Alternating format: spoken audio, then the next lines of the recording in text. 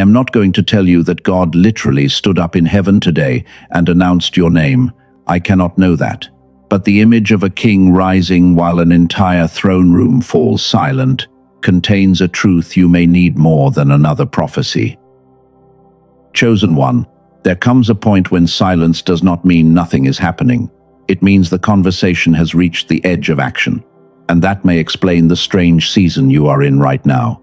You keep asking for clarity, yet every new sign seems to create another question. You pray for movement.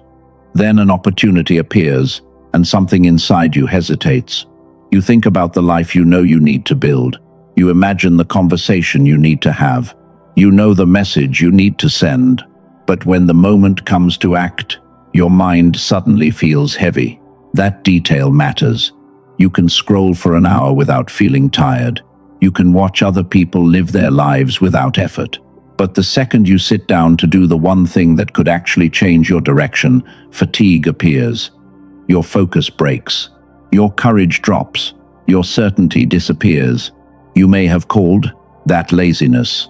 You may have called it lack of discipline. You may even have wondered if God was blocking you. But what if none of those explanations tells the whole story? What if your problem is not that you cannot hear? What if the problem is that too much noise is sitting between what you know and what you do? Before this message ends, I am going to show you 3 things. First, why the silence you fear may reveal a threshold rather than abandonment. Second, why spiritually sensitive people can know something deeply and still fail to act on it. Third, the hidden gap between receiving a truth and becoming clear enough to live it. I call that gap the receiver gap. Once you understand it, you may stop asking God to repeat something He has already made clear, because the biggest thing happening in your life may not be another event descending from heaven. It may be the moment you become capable of meeting what is already standing in front of you. Think about your last 7 days. How many times did you reopen a decision that was already clear? How many times did you ask for one more sign because the first answer required courage? How many times did you feel a quiet conviction, then immediately drown it beneath analysis? That pattern is not random. It creates a loop. The more uncertain you feel, the more information you seek. The more information you seek, the more possibilities appear. The more possibilities appear, the harder it becomes to choose.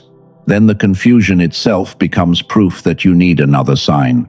Chosen one, this is where the throne room image becomes useful. When a king rises, attention changes, conversation stops, people stop adding noise. Every eye turns toward what happens next. The silence is not empty. The silence has direction. Your life can reach that kind of moment too. There are seasons when you still need learning. There are seasons when you need healing. There are seasons when waiting is wise. But there are also moments when continuing to ask the same question becomes a way to avoid the answer you already have. I want you to notice something right now. Think of one decision that keeps returning to your mind. Do not choose 10, choose 1.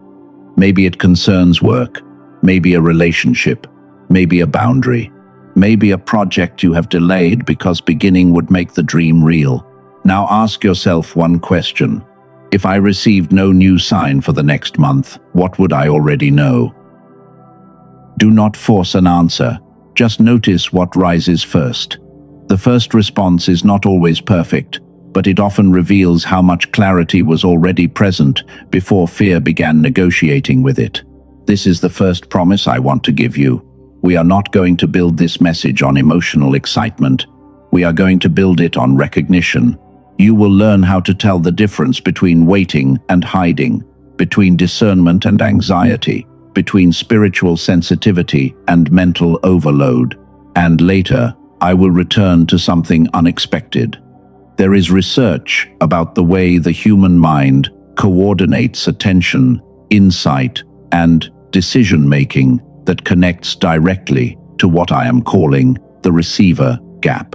I am not asking you to believe anything yet. I am asking you to hold the question. What if part of the fog you have called spiritual silence has a more practical address? If that question touches something real in you, say this quietly: I hear the call. Not because every feeling is divine, not because every opportunity is destiny. Say it because you are willing to stop hiding behind endless interpretation and begin examining what is already clear. The first sign that heaven feels silent is also the sign most people interpret completely backwards. And that is where we go next. Chosen one, silence can feel cruel when you have already waited a long time. You pray, and nothing dramatic happens. You ask for clarity, and the room stays quiet. People who once seemed close become distant. Opportunities remain unfinished. The future feels like a door that refuses to move. The common explanation arrives quickly. Maybe God forgot me. Maybe I missed my moment. Maybe I did something wrong. Maybe everyone else is moving because they are more favored than I am. These thoughts can become convincing when you hear them often enough. But silence does not automatically mean absence. It does not automatically mean rejection. And it certainly does not prove that you have failed spiritually. Sometimes the deepest confusion begins because you interpret a quiet season using the emotional language of abandonment. That is why I want to name a concept. I call it the throne room silence. Remember the image from the beginning. A king rises. The room becomes still. Not because everyone has been abandoned. Not because nothing is happening. The room becomes still because attention is shifting from discussion toward movement. Use that as a metaphor for your own life. There are moments when more interpretation stops helping. You have already gathered enough information. You already understand the pattern. You already know what keeps draining you. You already know which habit weakens you. You already know which conversation you keep avoiding. The problem is not always missing knowledge. Sometimes the problem is that action feels more dangerous than uncertainty. Uncertainty lets you stay undecided. Action closes one door. Action creates consequences. Action makes the future less theoretical. This is why some people keep asking God the same question. A new answer would feel easier than obeying the old one. Another sign would feel safer than making a choice. Another month of prayer can sometimes feel less frightening than one honest conversation. That does not mean prayer is wrong. It means prayer can be used badly when fear turns it into delay. The issue is not devotion. The issue is whether devotion is making you clearer or helping you avoid responsibility. There is a moment in the story of Elijah when the dramatic signs do not carry the final message. Wind comes, earthquake comes, fire comes. Then something quieter follows. The point is not that God always speaks the same way. The point is that spectacle and guidance are not the same thing. Chosen one, you may be asking for thunder because you do not trust the quiet thing you already know. So, let us make this practical. Ask yourself 3 questions. What truth has become clear to me at least 3 times? Am I waiting for new information, or am I waiting for courage? If no additional sign appeared, what responsible step would still make sense? Those questions protect you from fantasy. They do not tell you that every impulse is sacred. They force you to look for repetition, responsibility, and clarity. That is different from chasing emotion. This is the first breakthrough. The silence may not be asking you to invent a prophecy. It may be asking you to stop adding noise. When every part of you wants one more explanation, sometimes the most mature response is to reduce the number of voices you are consulting. You may need fewer opinions, fewer late-night searches, fewer conversations with people who know your fear but not your calling, fewer attempts to make uncertainty disappear before you take one honest step. And something changes when you do that. Your mind stops fighting 10 futures at once. Your body begins to settle. The decision may still feel difficult, but difficulty is no longer mistaken for wrongness. That is important. A hard decision can still be a clear decision. A painful boundary can still be a healthy boundary. A quiet opportunity can still be worth exploring. Clarity does not always arrive with emotional comfort. If you have ever felt late, hear this carefully. You may not be late. You may simply be deep, in a process that cannot be measured from the outside. Say this, if it fits your season: deep, not late. Do not use those words as an excuse to remain passive. Use them to remove shame from the process. Shame makes people rush into bad choices. Shame also makes people freeze. Clarity requires enough inner space to choose without punishing yourself. This closes one loop. Silence is not proof of abandonment. But another question now becomes unavoidable. If the answer can already be clear, why do you still struggle to move? Why can a person know exactly what needs to happen and still postpone it for months? Why does courage disappear at the moment action becomes real? Why does the mind become foggiest near the decisions that matter most? That is not a small question. It leads directly into the next layer of the receiver gap. Chosen one. Knowing is not the same as moving. You can understand a truth completely and still refuse the first step it requires. You can recognize the pattern. You can name the problem. You can even explain it beautifully to someone else, while your own life remains unchanged. This is where many intelligent people become harsh with themselves. They say, "I am lazy. I have no discipline. I always ruin my chances." But those labels often hide a more useful mechanism. Important decisions create emotional stakes, and emotional stakes create a hunger for certainty. You want to know the relationship will work before you become vulnerable. You want to know the business will succeed before you begin. You want to know the boundary will be respected before you set it. You want proof that the path is safe before you take the first step. But life rarely gives that kind of guarantee. So the mind does something clever. It keeps searching. You ask one more person, you watch one more message, you search one more phrase, you replay one more conversation. Each new piece of information gives you a brief sense of relief because searching feels like progress. Then the relief fades. A new possibility appears. A new doubt rises. A new interpretation becomes available. And suddenly you need another sign. I call this the sign addiction loop. It begins with anxiety. Anxiety creates searching. Searching creates temporary relief. Temporary relief fades. Doubt returns. Then searching starts again. The loop is powerful because it looks spiritual from the outside. It looks like discernment. It looks like patience. It looks like careful preparation. But if the same question survives every answer, the problem may no longer be lack of information. The problem may be fear of choosing. Chosen one, that distinction can save you years. Discernment does not eliminate all uncertainty. Discernment gives you enough clarity to make a responsible next move, while uncertainty still exists. So I want to give you a practical tool. I call it the 3-gate discernment test. It is simple, on purpose. You can use it with a job, a relationship, a boundary, a creative decision, or any choice that has become trapped in endless analysis. The first gate is the truth gate.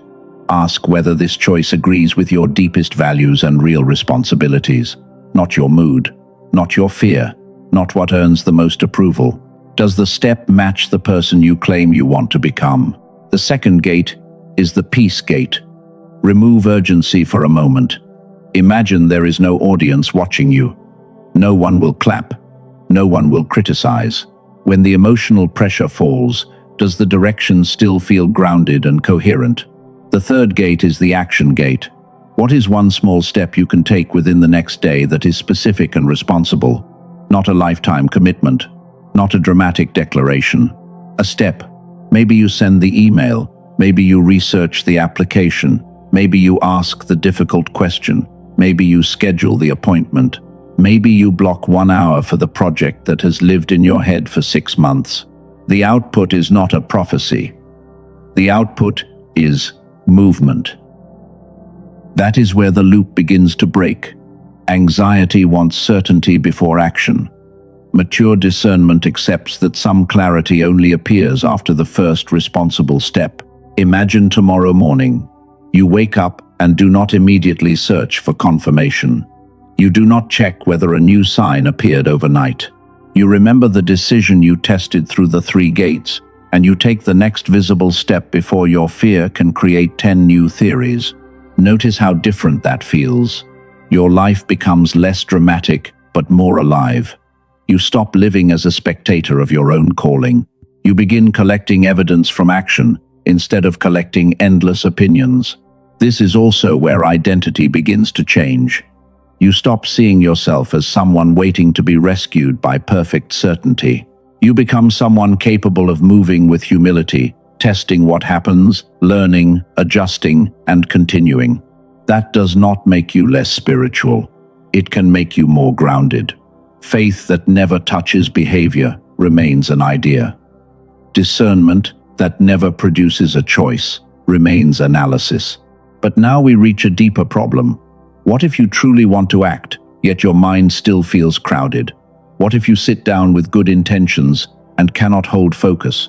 What if the fog is not only emotional? You may know what to do and still feel mentally scattered. You may forget simple things. You may lose words in the middle of a sentence. You may open 6 tasks and finish none. You may feel creative at night, then wake up unable to access the same clarity. This is where spiritual advice alone can become incomplete. Not every fog is warfare. Not every tired morning is a test from God. Not every loss of focus is a moral failure. Sometimes the receiver itself is crowded. That is why the next part matters.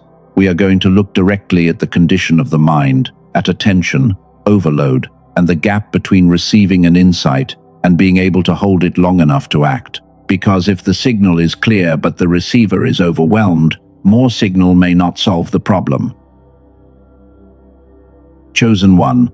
Sometimes the problem is not that the signal disappeared. Sometimes the receiver became crowded. Too much pressure entered at once. Too many unfinished thoughts stayed open. Too many decisions demanded attention, and your mind learned to survive by scattering itself across everything. You know this feeling. You walk into a room and forget why you came. You open one task, then another, then another. You lose a word halfway through a sentence. You sit down to pray, but your thoughts race toward bills, messages, responsibilities, and everything you still have not finished.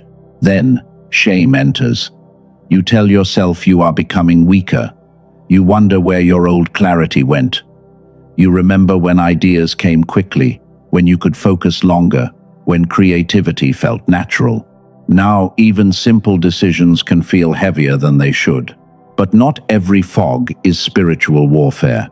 Not every tired day is a test from God. Not every moment of distraction means you are resisting your calling. Sometimes a mind carrying too much noise simply struggles to hold one signal long enough to use it. This is the receiver gap. The gap is not between God and you. It is between recognition and response. Something can become clear inside you, but if your attention is fractured, your body is tense, and your mind is carrying 10 unresolved demands, that clarity can disappear before it becomes action. Think about a radio in a crowded room. The message may be playing clearly, but every other sound competes with it. Turning the message louder is not always the answer. Sometimes you have to reduce what is competing with it. This is why asking for more signs can make things worse. More information enters an already overloaded system. More possibilities appear. More interpretations demand attention. The answer you hoped would create peace becomes one more object your mind has to hold. So before you ask for more, notice what is already happening inside you. Let your shoulders drop. Release your jaw. Take one slower breath. Do not force yourself to feel spiritual. Just notice what your body has been carrying without your permission. Now ask yourself one question. Is my body responding to real danger, or is it responding to uncertainty, as if uncertainty were danger? That distinction matters. Your nervous system does not need a prophecy. It needs enough safety to stop treating every important decision like an emergency. When the body settles even slightly, the mind often becomes easier to hear. Chosen one, this does not mean every difficult feeling disappears. It means you stop giving every difficult feeling authority. Fear can be present without becoming the leader. Uncertainty can exist without controlling the decision. Say this if it feels true. I receive with clarity. Not because you are claiming perfect wisdom, not because you will never feel confused again. You are simply choosing to create more room around the truth you already recognize. And this is where something unexpected enters the picture. Over the years, researchers have studied how different parts of the human brain coordinate attention, creativity, and problem-solving. Some of that work points toward a simple idea. The quality of the receiver matters. There is also an auditory approach built around that idea. I am not going to name it yet. I am not asking you to buy anything now. I want you to understand the problem before you ever consider a tool designed around it. Later, I will show you what its creators say it is designed to support, where the idea comes from, and why it caught my attention in the first place. For now, hold one question. If part of what you have called spiritual disconnection is being amplified by mental overload, what could change if you began caring for the receiver itself? Because clarity does not always require a louder message. Sometimes it requires less noise. And that leads to the next danger. Once the receiver becomes crowded, searching for one more sign can feel like the solution. But sometimes that search becomes the very thing keeping the noise alive. Chosen one, the greatest threat to this season may not be that you miss a sign. It may be that you become so dependent on signs that you stop making decisions. That sounds uncomfortable because searching can feel holy. You pray again, you listen again, you ask another person, you wait for another coincidence. Each time, you tell yourself you are being careful, but sometimes careful has quietly become afraid. This is the SIG-N addiction loop we named earlier. Anxiety creates searching. Searching creates temporary relief. Relief fades, doubt returns. Then the cycle begins again, with a new question that looks different but carries the same fear underneath. The hidden danger is simple. Confirmation feels safer than responsibility. A sign does not require you to close a door. A sign does not force a conversation. A sign does not make you risk rejection. Action does. So your mind keeps negotiating. One more message, one more prayer, one more day, one more feeling. You tell yourself that once certainty arrives, you will move. But certainty may never arrive in the form you demand. Mature discernment does not mean knowing every outcome. It means seeing enough truth to take the next responsible step. That step may still scare you. It may still carry risk. But fear does not automatically mean the direction is wrong. There is an old Greek word that helps here, kairos. It points toward a fitting or decisive moment, not merely time passing on a clock. It does not mean every strong feeling is a divine appointment. It reminds us that some moments become meaningful because we finally respond to what has been ripening. You cannot manufacture such a moment, but you can miss one by waiting for absolute certainty.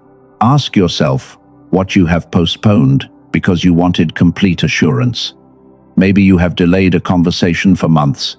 Maybe you have kept a project hidden because criticism feels dangerous. Maybe you know a boundary is necessary, but you keep hoping the other person will make the decision for you. Chosen one, responsibility is rarely dramatic. It is usually quiet. It sends the email. It makes the call. It says no without hatred. It begins before confidence feels complete. This is why another sign may not help you. The information problem has already been solved. The courage problem has not. Say this if you recognize yourself. I stop searching. That does not mean you stop praying. It does not mean you stop listening. It means you stop using spiritual language to avoid an honest next step. You allow prayer to deepen responsibility instead of replacing it. And now I want to close a loop that has been open since earlier. I told you there was something connected to the receiver itself, something that came from research into how the human mind coordinates different functions. We are almost there. But first, you need to understand why I waited. A solution means little if you do not understand the problem it is meant to address.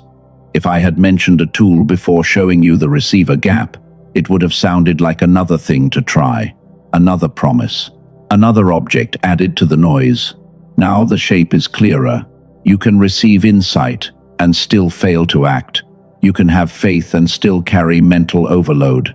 You can understand your direction and still lose focus under pressure. These things are not contradictions. They are different layers of the same human experience. And here is the missing piece.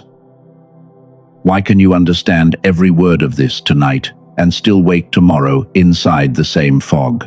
Why can insight feel powerful now, then disappear when ordinary pressure returns? The missing piece may not be another belief. It may be the condition in which your mind is trying to carry that belief. That is where the receiver gap becomes more than a metaphor. It becomes practical. It becomes measurable in the way you notice, decide, focus, and follow through. And once you see that, the final breakthrough becomes unavoidable. The question is no longer only whether the door is open. The question is whether you can recognize it, approach it, and move through it with enough clarity to remain yourself on the other side. Chosen one, this is the deepest part of the message. You may have spent months believing your life was stuck because heaven had not moved. But what if part of the delay was happening somewhere you actually have the power to address? I cannot tell you that every closed door came from God. I cannot tell you that every delay came from an enemy. No honest person can know that about every event in your life. But there are things you can observe directly. Can you notice what matters? Can you hold attention long enough to evaluate it? Can you make a decision without reopening it 10 times? Can you follow through after the emotional moment passes? Those questions matter because receiving is not only a mystical idea, receiving is also capacity. You can stand in front of a real opportunity and fail to see it because your mind is overloaded. You can meet a trustworthy person and misread them because fear is still interpreting everything. You can have a strong idea and lose it because your attention is divided across too many unfinished demands. That does not mean your calling is gone. It means the receiver needs care. This is where your agency returns. You do not control heaven. You do not control every outcome. You cannot force another person to understand you, but you can reduce noise. You can protect sleep. You can create boundaries. You can test a decision instead of endlessly imagining it. You can use the 3-gate discernment test. You can take one responsible step. You can choose fewer voices. You can care for the condition of the mind that has to carry whatever comes next. Picture a version of yourself doing this. You wake up, and your first instinct is not to search for a sign. You know what matters today. You choose one action. You complete it before feeding your mind 10 new possibilities. A difficult conversation appears. You do not run. An opportunity arrives. You do not immediately worship it or fear it. You examine it. You test it. You respond with clarity instead of panic. This is what becoming a clear receiver looks like. It is not glamorous. It is grounded. And now the entire message can be said plainly. The reason you have felt stuck may not be that God forgot you. Part of the problem may be noise between what you already recognize and what you are able to do. The answer is not more obsession. It is clearer discernment, less overload, and one responsible next step. That is the WHY. The what is equally simple. Reduce unnecessary noise. Use the 3 gates. Protect your attention. Choose one action you can complete. Then let reality give you information that endless thinking never could. And the WHO is the most important part. You are not merely someone waiting for a sign. You are becoming the clear receiver. The clear receiver does not claim perfect certainty. The clear receiver does not call every emotion divine. The clear receiver listens, tests, chooses, learns, and continues. Remember the question from the beginning. What is the receiver gap? It is the space between seeing what is true and becoming able to live it. And that space can shrink. Not through one dramatic promise, not through pretending fear is gone. It shrinks each time you reduce noise, each time you act responsibly, and each time you stop demanding certainty before movement. But there is one more practical layer we have not opened yet. Earlier, I mentioned research connected to how the mind coordinates attention and problem solving. I also told you there was an auditory approach built around that idea. We are about to return to it. Before we do, hear this clearly. No tool can give you a calling. No audio can make a decision for you. No product can replace wisdom, sleep, responsibility, prayer, or honest action. But if mental clarity is part of your receiver gap, then it is reasonable to ask whether a tool designed around clarity deserves a closer look. Clarity is real, but clarity that never reaches action becomes another form of waiting. You can see the door now. The remaining question is what helps you approach it with a clearer mind. That is where the next part begins. Chosen one, remember the question I asked you to hold. What happens when the signal is clear but the receiver is overwhelmed? We have spent this message separating spiritual silence from mental noise. Now I want to show you the practical tool I promised, without turning a tool into a prophecy.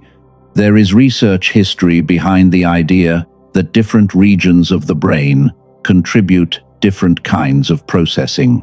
Dr. Roger Sperry received the Nobel Prize in 1981 for split brain research. That work did not prove any commercial audio product, but it helped shape understanding of specialized brain functions. The creators of one audio program took inspiration from that broader idea. They described their approach as neural sync technology, designed around what they call whole brain activation. Their claim is that better coordination may support a clearer mental state for some listeners.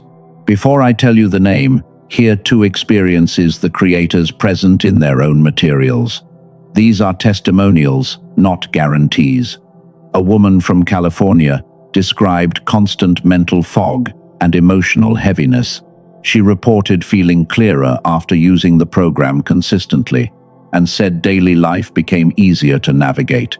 A man from Texas described carrying work, family responsibility, and a mind that always felt crowded. According to the testimonial shared by the creators, he felt more mentally organized after using the audio, and said the fog that had become normal felt less dominant. Those stories do not prove what will happen for you. They show why the program caught attention among people who recognize the receiver gap. The product is called the Genius Switch. It is a digital audio track designed for about 8 minutes a day with headphones.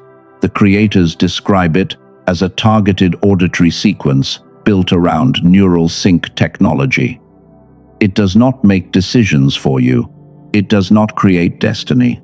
It is positioned as a low-effort tool for people who want to support mental clarity. The Genius Switch is not for everyone. It is for the chosen one who recognizes that mental fog is part of the problem and wants to address that layer directly. And it is for someone who understands that a tool can support clarity without replacing prayer, wisdom, sleep, responsibility, or action. The offer lists the regular price at $49. On the offer page referenced for this program, the promotional price is $39. Pricing can change, so verify the current terms on the page before deciding. The offer also includes 4 digital bonuses: a guided visualization, a smart grocery shopping guide, a classic manifestation book included as bonus material, and a printable 5 habits infographic designed around building a more intentional future. The creators also state that the purchase includes lifetime access and a money-back guarantee under the terms shown on their page. Read those terms carefully. Do not buy because you feel pressured. Buy only if the method, price, and risk level make sense to you. If you have tried other audio approaches before, do not assume this one will automatically work differently. The creators position it around a different mechanism, but your own experience is what matters. If you want to examine the exact offer, the direct resource is in the description and pinned comment. Make your own decision. And hear this clearly. The tool does not replace God. It does not replace obedience. It does not replace rest, discernment, or the work of becoming someone who can act on what is clear. A tool can support clarity. Responsibility still belongs to you. Chosen one. Now we return to the title. God stood up, and the angels went silent. What does that image ask of you after everything we have uncovered?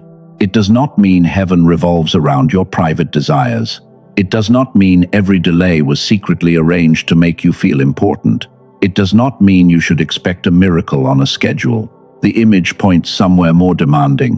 When a king rises, movement begins. That is the part many people miss. They love the mystery of being chosen, but they avoid the responsibility that comes with clarity. They want a sign that feels powerful. They want language that makes them feel seen. But the moment a clear next step appears, fear begins negotiating again. Chosen one. Being chosen is not a badge of superiority. It is a call to stewardship.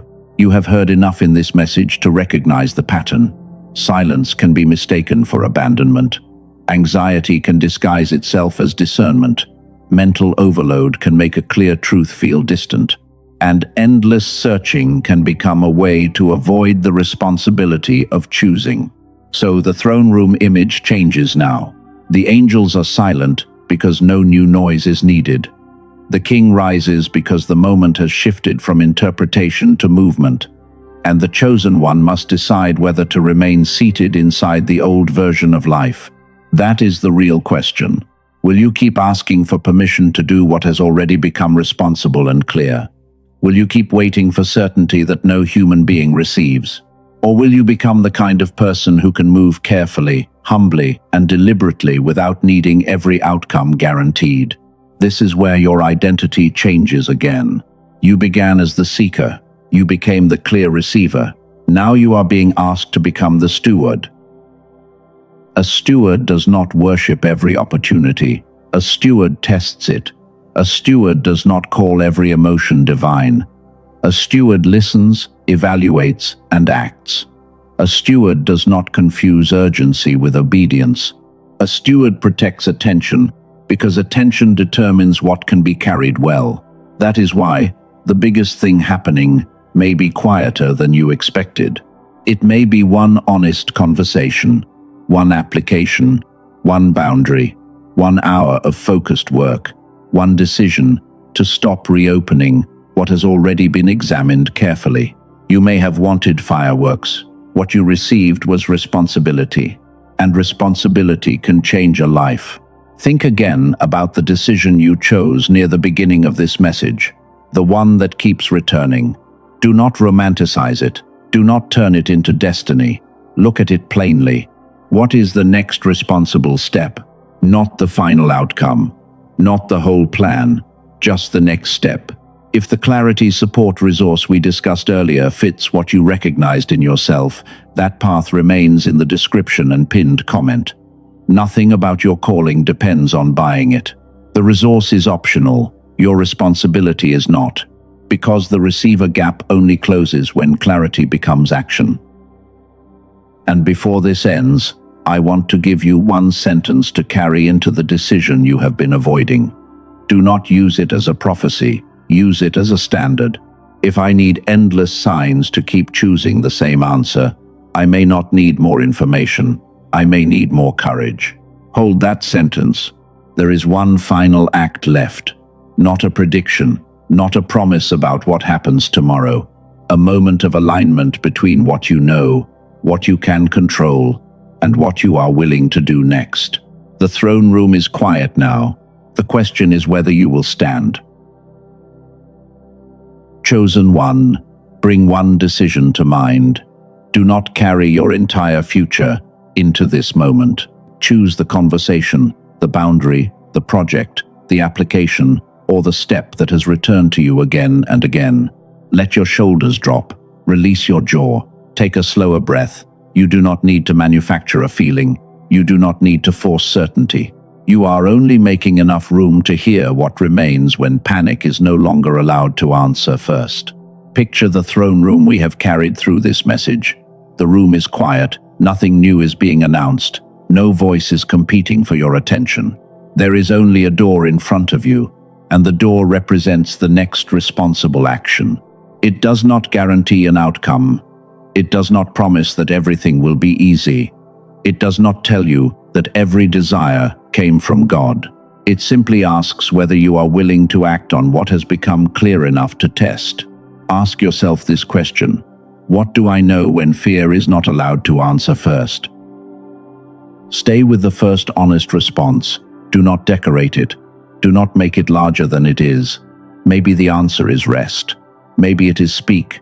Maybe it is begin. Maybe it is leave. Maybe it is ask for help. Whatever rises, pass it through wisdom. Pass it through responsibility. Pass it through the three-gate discernment test. Then, choose the smallest real action that honors what remains clear. And now release what you were never meant to control. Release the need for endless confirmation. Release the fear of choosing imperfectly. Release the shame you attached to mental fog. Release comparison. Release your obsession with timing. Release the belief that uncertainty means abandonment. You do not need to know everything to move honestly. Be grateful for what is already clear. Be grateful for the ability to notice your patterns. Be grateful for every moment that taught you the difference between impulse and discernment. Gratitude does not predict what comes next. It simply keeps your heart from turning clarity into fear. Now say these words slowly. I do not need another sign to honor what is already clear. I can move without controlling every outcome. I can protect my mind without abandoning my faith. I can distinguish noise from conviction. I can act on the next honest step. I am not chosen to feel superior. I am chosen to become responsible. I can listen without chasing. I can test without panicking. I can choose without demanding certainty. I can learn without shaming myself. I can change direction without calling myself a failure. I am a clear receiver. I am ready to stand. Chosen one, carry that last sentence. Being ready to stand does not mean you feel fearless. It means fear is no longer the only voice making decisions. The next step may be small. Let it be small. A small action completed with clarity is worth more than 100 dramatic promises left untouched. When this moment ends, do not immediately search for another message. Give your mind space. Write down the one action you identified. Put it somewhere visible. Then decide when you will do it. That is how clarity becomes movement. That is how movement becomes evidence. And that is how the receiver gap begins to close. Perhaps that is the deepest meaning of the throne room image. When the king stands, the chosen one eventually has to stand too. Not above other people, not beyond doubt, not with a guarantee of what tomorrow will bring. Stand in responsibility, stand in clarity, stand in humility, stand with enough courage to take the next honest step. I am ready to stand. Amen.